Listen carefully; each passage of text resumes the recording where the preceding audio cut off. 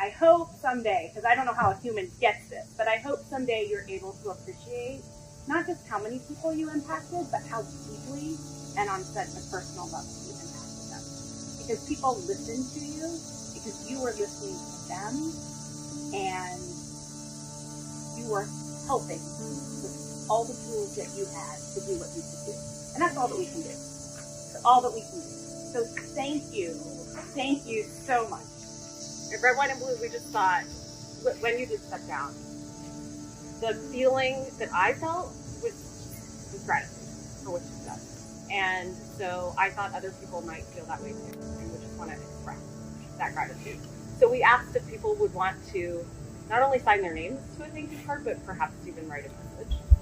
And so over 20,000 Ohioans did that. It probably would have been a lot more, but finally we were like, okay, we got to stop this, guys. You know, like, we got to get it to the printer.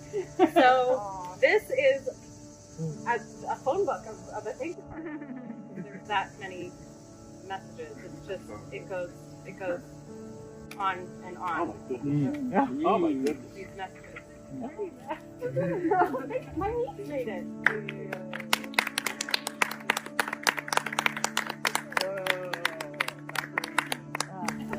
Well, it's an honor to meet you both in person. I was so focused during the beginning of it, and I'm not, you probably noticed I'm not on social media, and I kind of, you know, don't do well with like trying to do a lot of things at once, and I was very focused. And I remember when some of the governor's team told me this was happening, it was such a surprise.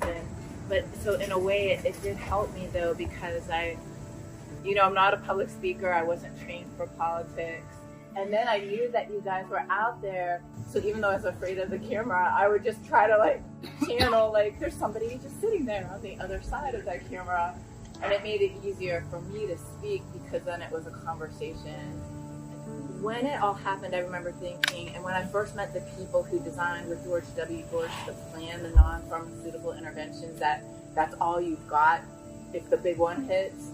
And I thought, oh my goodness, how are we as a country going to do this? In 2 weeks, no less. But we did. And Ohioans did, and you could feel it. There was so much more coming together and so much more going on in people's lives that they wanted to share and unite. And so I think at this time in our world, we have to feel that and lean into that a little bit. I realized that part of this was taking this energy of people that I could never thank every person or meet every person, and I want to. I have this like want to go like travel Ohio and meet everyone, but in this time I'm like, I've got to pay this energy forward somehow, and that's how I'm starting the new project I'm embarking on. You know, things I've experienced and working on bullying prevention in schools. Over and over again, what I've seen is us all wrestling with this propensity to other people and to sort of separate out and other. And we can disagree. Like right now, these are hard conversations. These policies, every single one of them was hard got. Like really hard got. You knew the second you chose one thing, it was going to have these cascading consequences, and you have to come up around and address those. But we need to have those hard dialogues, but not make them personal. And even in opening the schools, you know, watching school board meetings and how we treat teachers and, you know, superintendents like this, that energy, it's in all of us, but I think we have to be very conscious of it and lean towards something better. So I think this is a really important time in our country, and the people on the discussions, when you have them, people, they're not talking about political parties, they're talking about humans.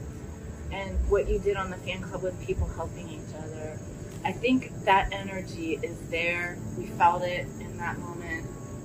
But we should disagree and we should speak up and we should not look the other way. We should engage in uncomfortable conversations. But that's what I've learned from all of these people writing me, which has been the honor of a lifetime. It's been an honor to serve, you know, and I'll keep serving. I just want people to know I'm not stopping. I'm still here. It's all the same work that you do as a mom. So thank you so much. I was inspired by you both. Continue to be.